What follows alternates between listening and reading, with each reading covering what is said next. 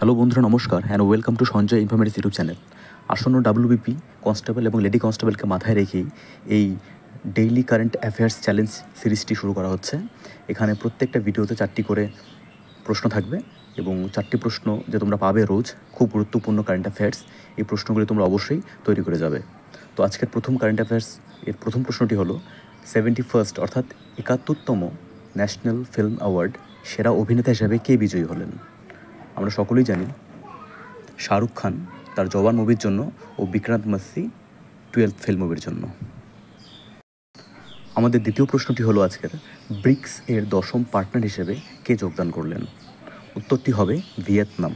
Vietnam ব্রিক্সের 10ম partner হিসেবে যোগদান করলেন।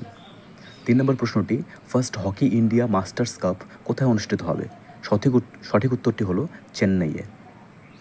4 নম্বর অর্থাৎ আজকের শেষ প্রশ্নটি হলো, প্যারিস ডায়মন্ড লিগ 2025 কে জিতলেন? সঠিক উত্তরটি হলো Neeraj Chopra. Neeraj Chopra Paris diamond league 2025 এই শিরোপা কিন্তু তিনি জিতলেন। তো সকলকে ভিডিওটি দেখার জন্য অত্যন্ত ধন্যবাদ এবং থ্যাংক ইউ। এবং যারা এখনও পর্যন্ত এই চ্যানেলটি সাবস্ক্রাইব করেননি, অবশ্যই তারা চ্যানেলটিকে সাবস্ক্রাইব করে পাশে থাকবেন এরকম প্রশ্ন রোজ পাওয়ার জন্য। অত্যন্ত গুরুত্বপূর্ণ কারেন্ট অ্যাফেয়ার্স কিন্তু এই চ্যানেলের মধ্য দিয়ে প্রকাশিত করা হবে আসন্ন ডাব্লিউবিপি 2025কে মাথায় রেখেই।